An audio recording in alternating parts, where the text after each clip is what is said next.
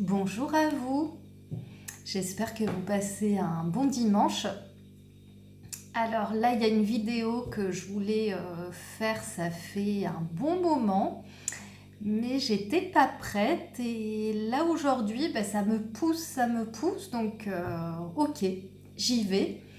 Alors je voulais vous témoigner de plusieurs choses et puis je voulais surtout aborder le thème des entités en santé mentale, puisque comme je vous avais dit dans des précédentes vidéos, là, je suis en train de terminer un diplôme dans la santé mentale. Et pour moi, tout est lié de toute façon. Il y a vraiment, comment dire, des possibilités d'accompagnement holistique maintenant qui se font. Et pour moi, ça faisait totalement sens de pouvoir accompagner les gens, mais aussi avec cette approche d'outils en santé mentale, de rétablissement, et en même temps d'avoir aussi la connaissance un petit peu de tout ce qui se passe sur un autre plan plus subtil qu'on ne perçoit pas tous et toutes. Et donc là, ce que je voulais vous partager, c'est que avant de commencer cette formation, il y a, je dirais, environ 5 ans, je pense, à peu près 5 6 ans, où j'ai eu des personnes qui venaient à moi qui avaient des troubles psychiques. Donc certains, ça pouvait être de l'autisme ou de la bipolarité ou de la schizophrénie. Et en fait, au départ, moi, j'avais pas du tout de connaissances sur ce champ-là spécifiquement. Et en fait, ce qui s'est passé une fois, donc une personne vient à moi et au niveau de la perception que j'avais de son corps énergétique, de son corps éthérique, donc de son âme, il y avait vraiment une scission. Donc c'était la première fois que j'observais ça chez quelqu'un. Jamais j'avais observé une aura qui était de cette façon. Donc ce qui se passait, c'est que en fait, l'être bon, était bien sûr physiquement en face de moi, mais au niveau vibratoire et énergétique, il était comme coupé en deux. Donc il y avait vraiment deux parties qui étaient très distinctes de chaque côté de son être. Et en fait, c'était deux parties qui communiquaient pas ensemble. Donc c'était ça pour moi qui était assez perturbant à ce moment-là. C'est parce que je voyais vraiment ces deux parties distinctes comme finalement l'une fonctionne sans l'autre et en même temps elles ne se voient même pas. C'est un peu comme deux parties qui se tournent le dos et chacune fait un peu sa vie. Et c'est comme si chaque partie n'a pas réellement conscience de l'existence de l'autre.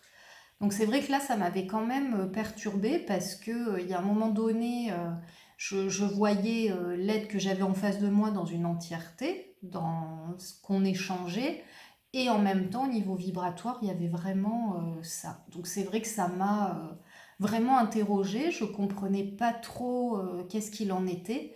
Et après, donc j'ai pu en parler à un ami qui est médecin et qui a aussi des perceptions. Et il s'est avéré qu'il me partageait aussi ça, qu'il avait déjà vu chez un de ses patients, mais plutôt adolescent. Et en fait, cette personne avait été diagnostiquée avec un trouble de schizophrénie. Donc là, en l'occurrence, cette personne, c'était pas forcément de la schizophrénie, mais en tout cas, il y avait un trouble du comportement qui, à mon sens, était peut-être plus associé à de l'autisme voilà, par rapport à cette expérience-là, à cette personne-là. Mais c'est vrai que c'était assez étonnant.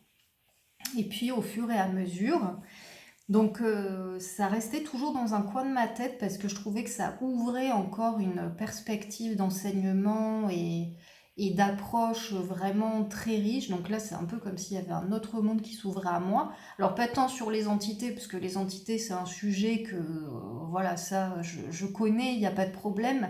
Mais c'est vrai que de comprendre comment ça interagit profondément sur notre champ de santé mentale, là, c'est quelque chose, moi, pour lequel je me passionne encore à l'heure actuelle et voilà, je sens que ça m'anime beaucoup parce que vraiment il y a beaucoup de choses à faire.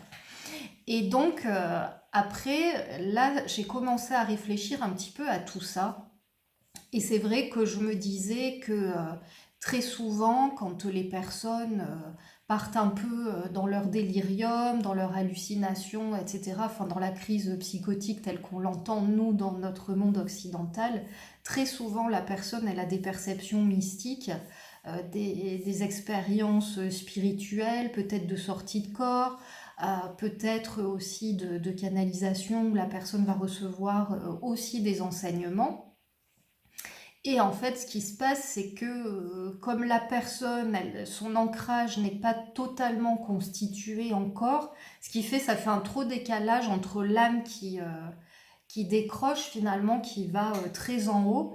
Et en fait, au niveau du corps, eh ben, le souci, c'est qu'après, c'est tout comment faire pour qu'elle redescende posément et calmement sans qu'il y ait tout cet état de turbulence. Et donc ça, c'est vraiment des choses qui me passionnent puisque... en fait, c'est vrai que moi j'aime bien évoquer Corinne Sombrin avec le film quand elle fait ses expériences chamaniques, où elle est en transe, mais en même temps dans les autres cultures, c'est complètement accepté.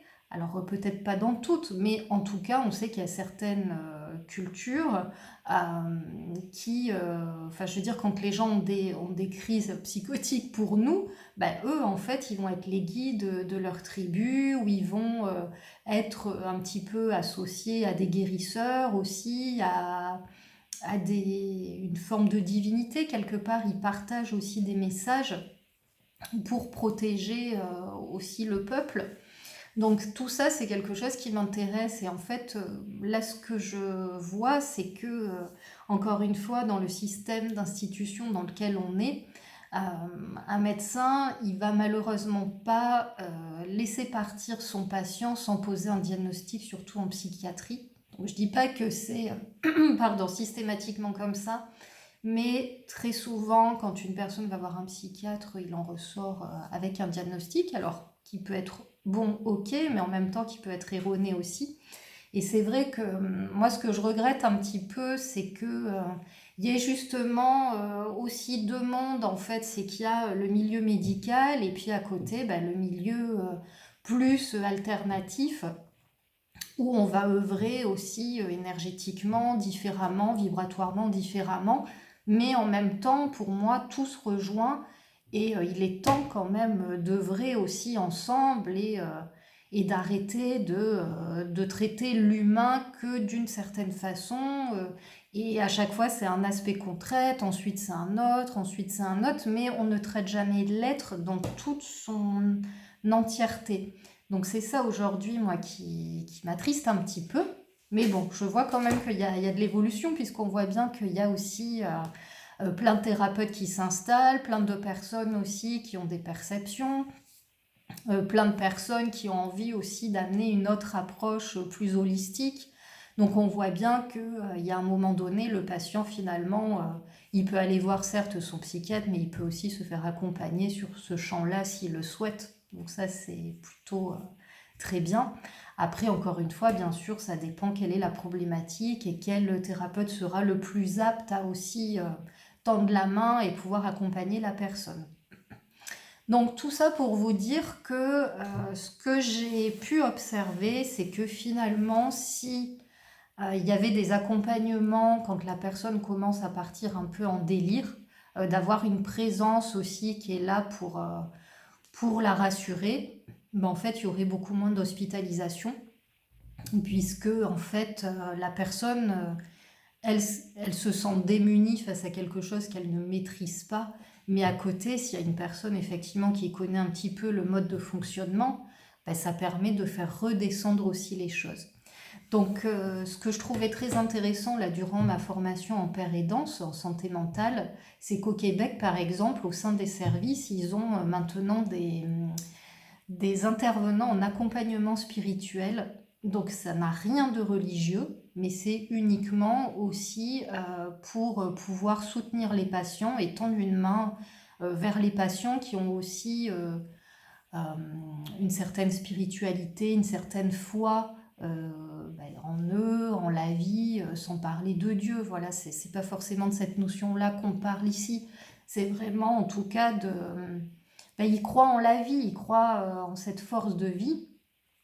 Et parfois, par rapport à leurs expériences, ils ont aussi besoin de partager peut-être leur délire quand ils en ont eu, peut-être les perceptions mystiques, peut-être qu'ils ont eu aussi de l'écriture automatique, enfin ça peut être voilà des visions, ça peut être de la clairaudience. Donc après, pour moi, les discours, ils sont pas forcément erronés, mais en tout cas, la problématique, elle survient quand finalement la personne, elle n'a pas les outils pour revenir dans son corps et pour pouvoir revenir ici. Donc la question qui se pose, c'est à quel moment finalement ça devient une pathologie et à quel moment on peut dire que ça ne l'est pas forcément, que ça peut être un élément aussi isolé ou quelque chose qui est en train de se transformer au sein de la personne, dans ses perceptions notamment. Et en fait, moi je dirais que la problématique où là, enfin là c'est très personnel, hein, mais pour moi où ça va devenir un souci, c'est à partir du moment où la personne, en fait, la spiritualité qu'elle vit ou qu'elle croit vivre devient un frein à la réalisation de qui elle est et devient un frein à la réalisation de sa vie dans la matière. Là, à partir de là, il y a quelque chose qui est plus en accord, puisque moi, la spiritualité, je la vois aussi dans l'énergie de vie. Donc, c'est aussi se réaliser dans cette vie, et c'est justement faire descendre cette spiritualité dans la matière pour pouvoir œuvrer véritablement au sein de ce monde, en étant dans notre énergie et en faisant notre part de colibri comme tout un chacun. Et c'est vrai que s'il y a un moment donné, la personne a une expérience de montée vibratoire, de sortie de corps ou d'expansion vibratoire, le souci c'est que si elle reste qu'à ce niveau-là, effectivement elle n'est plus apte à pouvoir concrétiser des choses dans la matière parce que là elle va être dans un pseudo-monde. Alors c'est pas que ça n'existe pas, ça existe.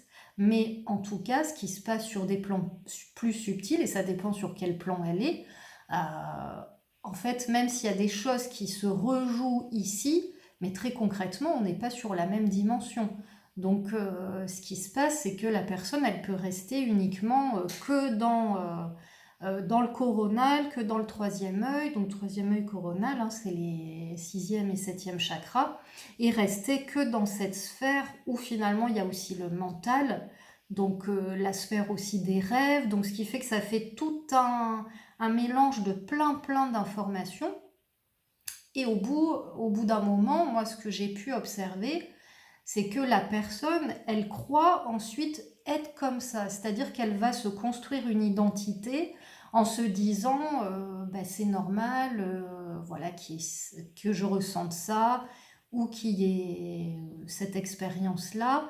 Et en fait, ce que j'ai pu constater dernièrement aussi avec un accompagnement qui n'était pas du tout prévu auprès d'une jeune femme à peine la vingtaine, que du coup, elle a comme des troubles dissociatifs de l'identité. Donc ça, c'est ce qui est posé, hein, ce qui est dit médicalement, ou qui pourrait être un pseudo-diagnostic qu'elle a reçu. Mais en attendant, elle avait totalement la perception qu'elle avait plusieurs entités avec lesquelles elle chemine depuis l'âge de 5 ans. Donc elle a vraiment une conscience réelle qu'elle n'est pas seule, qu'il y a vraiment d'autres énergies à l'intérieur d'elle. Donc le travail qui a été, enfin l'accompagnement qu'on a fait ensemble, c'est que elle justement, même si elle a eu cette perception et qu'elle est très lucide sur ces parties d'elle, mais en fait qui ne sont pas elle, mais au bout d'un moment, c'est qu'elle s'est construite avec toutes ces diverses énergies, et en fait, elle s'est construite son identité sur ça. Mais quand je dis sur ça, c'est sur ces âmes qui sont en elle, sur son corps énergétique. Mais très concrètement, la problématique, c'est qu'en fait, elle ne sait pas qui elle est. Donc là, tout l'accompagnement, ça a été finalement d'amener, alors déjà, moi ça a été de pouvoir communiquer avec les entités qui sont à l'intérieur d'elle, parce que c'était ça la problématique, c'est que ces âmes étaient vraiment à l'intérieur d'elles-mêmes, et du coup c'est comme un peu, moi ce que j'entends à mycélium, il y a tout un, comme le champignon, il y a tout un réseau aussi en souterrain, Donc c'est pas visible, mais tout communique en fait, tout, finalement tous les êtres vont être très très intriqués les uns aux autres. Et du coup, oui, on a l'impression que ça crée un personnage, mais en fait, c'est pas la réalité, puisqu'il y a plusieurs parties comme ça, à la base, qui sont très identifiées, qui sont très autonomes, mais du coup, qui se retrouvent à l'intérieur d'un corps, parce qu'il y a eu à un moment donné une brèche qui était là, et, c'est venu. Voilà, c'est comme ça que ça marche aussi. On sait très bien que la nature n'aime pas le vide, que quand il y a du vide, ça se remplit. Donc là, en l'occurrence, quand il y a des gros traumas, des gros chocs émotionnels, ça fait aussi des fissures dans les corps énergétiques et ça peut laisser bien sûr la porte ouverte à toutes ces âmes qui cherchent aussi à se nourrir et à continuer à vivre. Alors attention, moi quand je parle d'entités, c'est pas les entités démoniaques, enfin horribles. Après ça existe, mais ça c'est un autre sujet. Mais très concrètement, les entités, il y en a partout, il y en a tout le temps. Enfin, je veux dire, c'est des êtres voilà, qui n'ont pas changé de plan, mais en même temps, sur ce monde-là, c'est exactement comme nous. C'est-à-dire que les entités, elles ont aussi des émotions, elles ont des ressentis, elles ont leur caractère. Moi, ce que je ressens, c'est que elles sont pas. Enfin, il n'y a pas de méchanceté gratuite en fait, c'est pas de cet ordre-là. C'est qu'à un moment donné, elles sont un peu perdues et elles cherchent aussi à continuer à vivre comme elles peuvent. Donc c'est vrai que quand j'étais plus jeune, moi je regardais une série sur la Une qui s'appelait Ghost Whisperer. Et en fait, c'est vraiment ça. Donc là, c'est une série, ça paraît un peu science-fiction, mais en fait, ça se passe quand même beaucoup comme ça. Alors après, là aussi, ce que j'ai pu identifier chez cette jeune femme, c'est que elle est médium pure. Donc, alors là, ça va attirer d'autant plus. Alors moi, j'ai pas cette capacité. Je peux avoir de la médiumnité, mais c'est pas mon job entre guillemets à temps plein. Je peux percevoir des choses, des aides se présentent à moi pour que je fasse passer des messages, mais je j'ai pas le même mode de fonctionnement qu'une médium pure. On a les mêmes informations, mais on ne va pas passer par le même biais en fait. Et ça, je m'en étais rendu compte aussi avec une personne que j'avais rencontrée qui est médium, et on se rendait compte voilà, qu'on avait la finalité de l'info, mais on ne passait pas par les mêmes biais. Et bon là, je ne peux pas mettre des mots parce que c'est vrai que c'est un ressenti très personnel. Et du coup, donc là, cette jeune femme, elle voyait clairement, elle savait le nombre d'entités précisément, à tel point qu'elle leur avait donné des prénoms pour aussi les identifier. Donc je ne sais pas si c'est les aides finalement qui lui ont soufflé leur prénom, ou si c'est elle aussi qui leur a... Parce qu'il y avait aussi des petits surnoms, donc c'était assez finalement mignon vu de l'extérieur. Mais ce qui s'est passé ensuite, c'est que quand je me suis mise en attention sur son corps vibratoire, voilà, la problématique, c'est que les entités sont bien sur son corps énergétique, donc du coup ça la pompe aussi énormément. Donc même si elle a l'impression de ne pas être seule, d'être jamais seule, et qu'il y a quand même du soutien, qu'elles sont main dans la main tout ensemble, mais en même temps elle se construit pas. Donc en fait, ce que j'ai vu sur la trame énergétique, c'est qu'il y avait notamment une entité qui était au niveau de ses racines à elle. Donc du coup, elle ne pouvait pas aller à sa rencontre, puisque de toute façon, quand elle descendait dans ses racines n'étaient pas connectées, comment dire, étaient connectées aux racines d'une entité. Donc déjà, on a commencé par faire ce travail. Donc l'entité, effectivement, n'était pas forcément très ravie que j'intervienne. Mais bon, on a fait un travail d'équipe, tout ensemble, main dans la main, et c'est le cas de dire, parce que je tenais les mains de cette jeune femme, véritablement, pour aussi la rassurer, et vraiment pour ne pas qu'elle s'inquiète, et que voilà, ça allait se faire tranquillement, gentiment, et qu'il n'y aurait pas de soucis. Et donc l'entité a bien accepté finalement de aussi rester dans son énergie, d'aller dans son énergie à elle, mais de plus être dans le corps vibratoire de cette jeune femme, mais d'être sur son plan, Et du coup, comme elles avaient beaucoup de mal à être dans une séparation, et c'était pas le but de les séparer parce que je voyais qu'il y avait vraiment une communion qui était très forte entre elles, c'était finalement de leur dire, vous n'êtes plus l'une à l'intérieur de l'autre, mais vous allez pouvoir vous accompagner en étant chacune sur votre route. Et ça fait toute la différence, puisque du coup, l'entité se retrouve dans sa propre énergie, et cette jeune femme se retrouve elle aussi dans sa propre énergie pour pouvoir se réaliser dans cette vie. Ensuite, il y avait une autre entité au niveau du cœur. Donc là, pareil, il y avait à l'arrière de son cœur, donc du coup, pareil, dans les ressentis, elle avait l'impression que elle ressentait pas les choses avec son prisme à elle. Elle ressentait beaucoup de choses, mais finalement, c'était aussi soumis un petit peu au regard de l'entité. Donc là, pareil, l'entité reprend sa pleine capacité d'être autonome et de finalement s'écarter du cœur pour aller retrouver son cœur et laisser le cœur de cette jeune fille aussi s'épanouir et se retrouver et qu'elle puisse continuer à être sur son chemin. Donc tout ça, ça a pris quand même 3 heures de temps. Si je ne me trompe pas, voilà, c'était quand même très drainant en termes énergétiques, hein. De toute façon, à la fin, on est sorti, voilà, on a arrêté et puis après, chacune, on est rentré et puis on est allé se coucher. C'était clairement ça parce qu'on sentait que ça avait beaucoup, beaucoup drainé. Et en fait, ce qui est intéressant, c'est que finalement, cette jeune femme, à la fin du soin, a pu m'exprimer qu'elle se sentait en fait dans deux des émotions très distinctes. Elle était dans une, pas dans une dualité, mais il y avait deux parties d'elle. Donc il y avait une partie comme si elle vivait un deuil. Donc le deuil aussi de cette séparation avec ces êtres avec lesquels elle a toujours... avec lesquels elle a grandi depuis l'âge de 5 ans, donc ça faisait quand même 15 ans hein, qu'il y avait eu ce lien particulier. Et en même temps, elle avait une joie immense aussi de trouver sa propre liberté d'être. Donc du coup, on s'est quitté sur ces mots où elle a pu me dire qu'elle se sentait comme si elle était dans un champ de fleurs sur le dos d'un poney.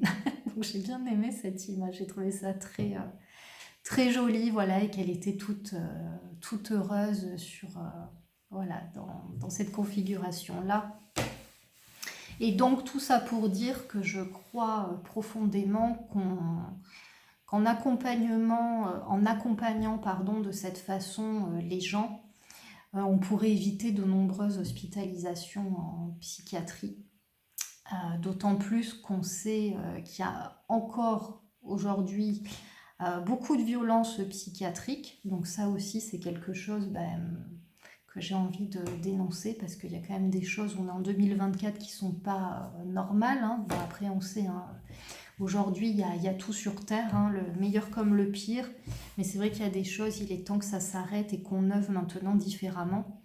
Et c'est vrai que, encore une fois, moi j'ai envie d'œuvrer de cette façon, de pouvoir travailler dans le milieu médical, certes, mais avec des personnes aussi qui pourront laisser la place à des êtres comme moi et plein d'autres qui ont aussi peut-être ces capacités de ressenti, de senti, de clairvoyance, de clairaudience, enfin voilà, une intuition qui est là, un instinct qui est là pour justement pouvoir accompagner la personne sur un autre plan. Mais en tout cas, pour moi, les deux peuvent totalement œuvrer ensemble. Enfin, quand je dis les deux, c'est le côté plus alternatif ou spirituel que médical. Et je crois qu'aujourd'hui, on n'est plus là pour amener une scission encore. Justement, enfin, ça rejoint exactement là, l'expérience dont je parle avec cette jeune femme et ces entités. C'est, je veux dire, au bout d'un moment, euh, on peut aussi être chacun à sa place et œuvrer ensemble, et que ce soit sur ce plan comme avec les autres plans. Pour moi, ça fait totalement sens qu'on a tous une place. On a tous plein de choses à réaliser. Mais concrètement, on a aussi besoin les uns des autres et on est tous interconnectés. Donc je trouve que c'est quand même merveilleux que quand on est à sa juste place, qu'on se sent bien dans ce qu'on fait, on puisse œuvrer aussi tous ensemble. Et tout ça pour dire que pour les personnes qui ont des troubles à un moment donné, qu'on peut appeler une crise psychotique ou une décompensation, en fait, c'est pas irrémédiable. Après, c'est sûr que si c'est quelque chose qui est existant depuis de nombreuses années chez la personne, là, je sais pas réellement, j'ai pas encore moi de solution pour vraiment régler la problématique. Après, là, je suis en train de lire des ouvrages du docteur Samuel Sagan, qui est à la base psychiatre. Bon, il est décédé là il y a quelques années, psychiatre, mais qui travaille avec aussi toute cette partie plus holistique. Et c'est vrai qu'il apporte des éléments de réponse qui sont quand même très très intéressants. Et je pense qu'aujourd'hui, on ne peut plus nier cette réalité que tous les mondes aussi interagissent et que oui, ça peut aussi mettre en difficulté à un moment donné, mais qu'il suffit simplement de réajuster, de trouver les bons outils et surtout de permettre aux gens de pouvoir retrouver leur ancrage et de ne pas complètement se dissocier et de partir dans cette perchitude-là qui est malsaine. En fait, l'idée, c'est pas tant de décoller, parce qu'on peut décoller, mais après, c'est d'avoir aussi la capacité à revenir. Et à partir du moment où on revient, qu'on se réintègre corporellement, là, on peut vraiment vivre des expériences d'ordre mystique sans en avoir vraiment les conséquences désastreuses qu'on peut voir aujourd'hui, où on va apporter des camisoles chimiques aux patients. Enfin, bon, après, on sait aussi comment ça se passe, hein. Mais très concrètement, aussi, je vois quand même beaucoup de jeunes personnes là qui ont autour de la petite vingtaine, qui en fait sont des êtres qui arrivent, enfin qui sont incarnés dans une période pas simple, hein. Voilà, on le voit là avec ce qu'on vit depuis plusieurs années, et en même temps, ce sont des êtres qui ont une très grande sensibilité, mais qui n'ont plus de repères. Alors ils n'ont plus de repères déjà à l'extérieur, et malheureusement, pour beaucoup d'entre eux, ils n'ont plus non plus de repères à l'intérieur d'eux-mêmes.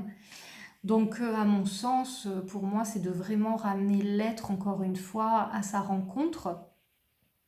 Mais quand on ne s'est jamais rencontré, ça peut faire peur, ça peut créer de nombreuses peurs et ça peut aussi amener l'impression qu'on va peut-être en mourir parce que ça fait un grand saut dans le vide. Ça peut avoir peut-être une formation comme un trou noir où on se dit mais voilà, on va plus pouvoir revenir, enfin comme si on se sent absorbé par ça, alors qu'en fait pas du tout. C'est que ça se fait mais progressivement, et c'est sûr que quand on est accompagné par des gens qui savent et qui ont ces capacités là, c'est sûr qu'aujourd'hui, ces jeunes, ils sont d'autant à même de pouvoir se livrer. Moi, quand je vous parle de cette jeune femme, et c'est un cas qui est clairement typique pour moi et en même temps toujours atypique parce que c'est toujours plein de surprises, mais c'était pas du tout prévu et je l'ai rencontrée à la suite d'une visite d'un logement. Et j'ai senti que en fait, j'étais venue pour elle, qu'on m'avait poussée à venir là. Et, euh, et après, donc, je lui ai proposé qu'on aille se balader en ville, faire un tour. Et c'est là où petit à petit, elle tout de suite, elle a ouvert, elle m'a vraiment exprimé plein de choses. Et il y a aussi cette difficulté, comme nous, on a pu connaître, hein, plus âgé, de se retrouver seul et de ne pas pouvoir avoir un entourage avec lequel on peut en parler, que ce soit la famille ou les amis. Donc je crois qu'aujourd'hui, c'est aussi le but justement des réseaux sociaux, de cette chaîne YouTube, c'est de pouvoir dire voilà, qu'on est tous ensemble ici et que on est là encore une fois pour s'entraider euh, au niveau qu'on peut. Voilà, et moi j'ai envie de tendre la main à ces personnes aussi qui vivent des fois des choses pas faciles au niveau de la santé mentale, et de leur dire mais vous n'êtes pas fou. Enfin, aujourd'hui, qu'est-ce que c'est être fou? Enfin, très concrètement, je veux dire, on a tous un brin de folie. Euh, voilà, comment qualifier aujourd'hui quelqu'un de fou? Enfin, pour moi, ça n'a plus aucun sens.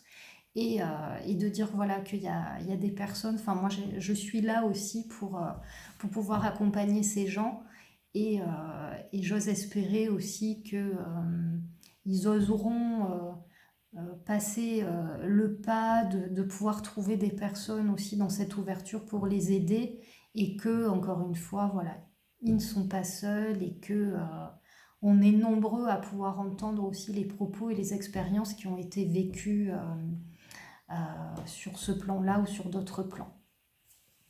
Donc voilà, et bon, il y aurait tant à dire, mais à chaque fois, je vous le dis, j'ai pas un très bon réseau, donc je suis obligée de faire un peu court. Mais bon, là déjà, il y a quand même de la consistance. Et en tout cas, bah, je reviendrai aussi sur ce sujet parce qu'il y a énormément à approfondir, à mon sens. Et je vous souhaite un bon dimanche et puis à très vite. Au revoir.